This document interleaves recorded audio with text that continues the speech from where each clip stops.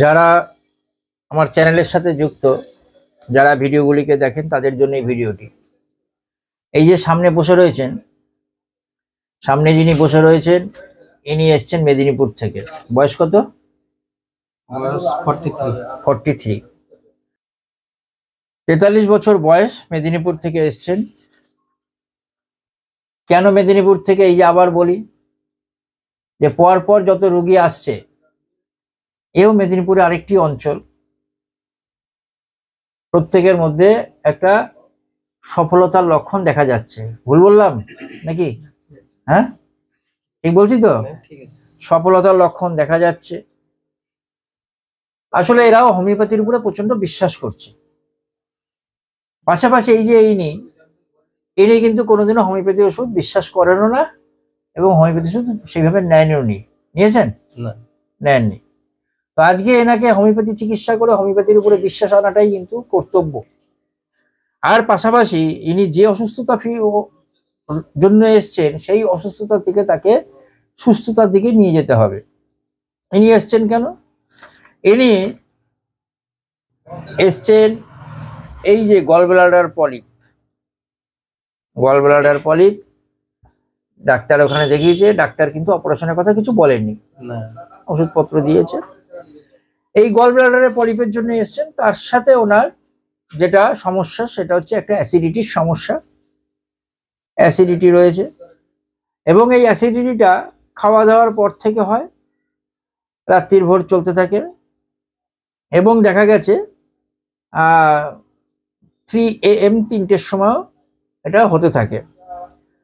পাশে ওনার past history জানতে পারলাম, সেটা হচ্ছে গায়ে যেটা হয়েছিল সেটা হচ্ছে কি হয়েছিল বলুন, আপনি নিজে বলুন।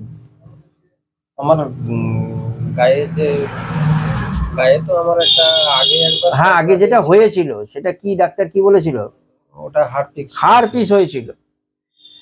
সেটা হয়েছিল, কিন্তু সেটা এখনো ড্যাম্প ওয়েদার, এবং যদি বৃষ্টি মানে রেইনি সিজন যদি থাকে, রেইনি ওয়েদার যদি থাকে, তাহলে ওখানটায় আবার ডিস্টার্ব যেখানে হয়েছিল সেখানে একটু অসুবিধা বোধ করে।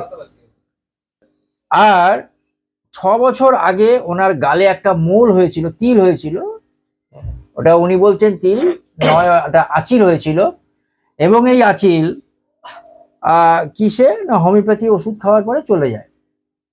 কিন্তু ওনার এই যে পলিপ, এটা দেখা যাচ্ছে আফটার ভ্যাকসিন, অর্থাৎ এই যে করোনা ভ্যাকসিন নিয়েছিল, নেবার পরেই কিন্তু ওনার শরীরে এই রোগটি বেশ কিছুদিন পরে এটা ধরা পড়ে।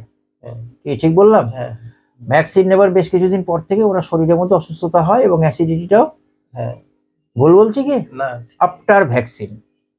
তার সাথে জানা গেল এনার মায়ের ক্যান্সার হয়েছিল, গায়ে শীতভাব বেশি, জল পিপাসা সেরকম নেই, রুটি মানে আটা ময়দা খেলে পরে শরীরে একটু কষ্ট হয়, মাছ খুব ভালোবাসে, মিষ্টি খেতে ভালোবাসে, আর খাবার দাবার ঠান্ডা খাবার খেতে ভালোবাসে, আবার গরমও মাঝে মধ্যে ভালোবাসে, আর ঝাল খেতে খুব পছন্দ করেন।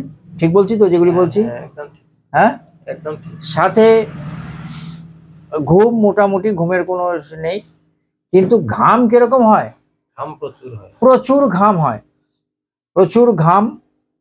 আলু উনি সেরকম পছন্দ করেন না, আলু খেতে পছন্দ করেন না, মাংস খেতে পছন্দ করেন না, পেঁয়াজ সেরকম ভাবে পছন্দ করেন না। বলেছেন এগুলি? হ্যাঁ, ঠিক তো? হ্যাঁ, কি ছেলেও বলছে হ্যাঁ ঠিক বলেছে। হ্যাঁ, তো এগুলি উনি বলেছেন। আর তার সাথে হচ্ছে ওনার প্রচন্ড ঘাম, এবং ঘামে একটু গন্ধও হয়, জামা কাপড়ে সেরকম ভাবে দাগ বসে না। কাজের জামায় দাগ হয়। কাজের জামায় কাজ করলে তো দাগ হবে, এমনি বাড়ি একই ড্রেসে থাকতে হয় না। ওনার মনে হয় আগাগোড়ায় এই রোগটা হবার পর থেকে উনি সবসময় মনে করছে যে পেটের মধ্যে কিছু একটা আছে, যেন হয়েছে বা আছে, এরকম একটা মনে করে। ওনার প্রচন্ড ইমোশনাল, রাগ আছে কিন্তু সাইলেন্ট।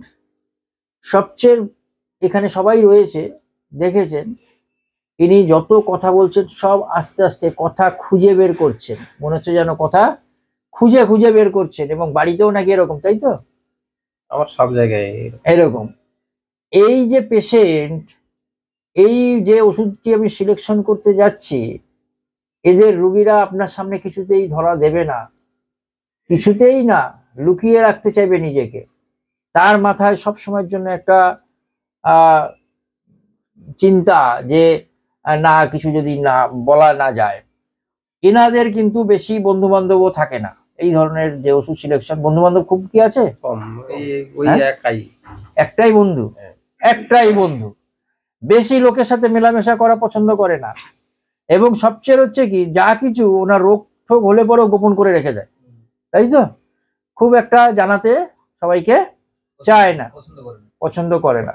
আপনি একটাই বন্ধু, সেই জন্য আপনিই জানতে পেরেছেন, ঠিক। আর তার সাথে হচ্ছে মানে অর্থাৎ গোপন স্বভাব, বেশি লোকের সাথে মেলামেশা করে না। খুব গান বাজনা যদি শোনে, দুঃখের গান বাজনা হলে পরে একটু চোখে জল চলে আসে, প্রচন্ড ইমোশনাল। আরেকটি জিনিস জানতে পারলাম, সেটা হচ্ছে যে ওনার জলে প্রচন্ড ভয়। ভুল বললাম? না, ঠিকই আছে। কিসে ভয়? জলে নামলেই জলে ভয়। হ্যাঁ, এখন এই যে ওয়াটার ফিয়ার্স, এইটা দেখলে পরে হয়তো লাইসিন, স্ট্র্যামোনিয়াম, বেলেডোনা, অন্যান্য ফসফরাস আরো ওষুধ আসতে পারে।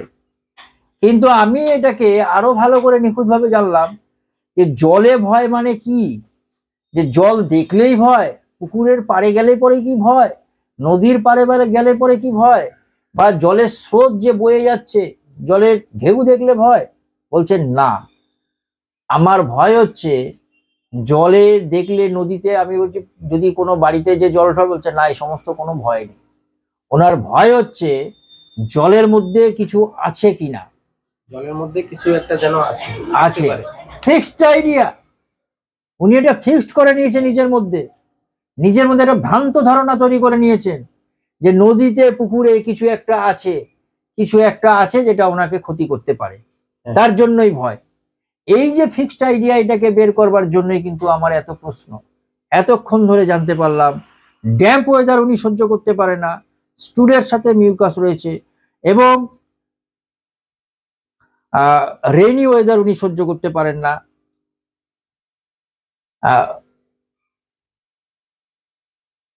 সব সময় যে কোনো জিনিস মনে রাখতে পারেন না, ভুলে যান? ভুলে যায়। এই যে স্লোলি কথা, আস্তে আস্তে কথা, এই যে জায়গাটা, এর জন্য আজকে আমি একদম সোজা প্রেসক্রিপশন যেটা আমি করব সেটা হচ্ছে থুজা অক্সিডেন্টালিস। থুজা অক্সিডেন্টালিস হয়তো বন্ধুরা অনেকে অনেক রকম ভাববেন, কিন্তু আমি এটা দেখছি কি, ও আরেকটি জিনিস জানতে পারা গেছে, আপনার চোখ বন্ধ করলে মাথা ঘোরে। হ্যাঁ, ওটা কাজের সময় হয় বেশিরভাগ। তো কাজের সময় তো হবে, চোখ কখন, মানে ওইটা তো না, সবাই কি চোখ বন্ধ করে থাকতে চায়? চাই কি? কিন্তু আপনার চোখ বন্ধ করলে মাথাটা ঘুরতে থাকে, এটা আরেকটি প্রমিনেন্ট সিমটমস। আরেকটি সিমটমস আমি বলিনি যেটা রয়েছে, সেটা হচ্ছে যেরকম লোক সঙ্গে থাকতে ইচ্ছা করে না, এবং নিজে বললেন যে ওনার জিনিসপত্র বা সামনে কেউ আসুক, বাড়ির লোকও পর্যন্ত, যে কেউ একটু ওনাকে গা হাত পায়ে ধরুক বা ছুক, এটা উনি একদম পছন্দ করেন না।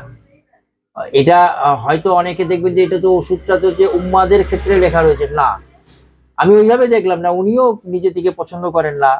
আর এই যে মাংস খেতে পছন্দ নয়, আলু খেতে পছন্দ নয়, ঠান্ডা খাবার খেতে পছন্দ, পেঁয়াজ পছন্দ নয়, টিকা নিয়েছিল, তারপরে এই রোগ দেখা দিয়েছে, এবং পেটের মধ্যে কিছু একটা আছে, এবং অতীতে যেহেতু বলছে যে হারপিস হয়েছিল, এই সমস্ত কিছু।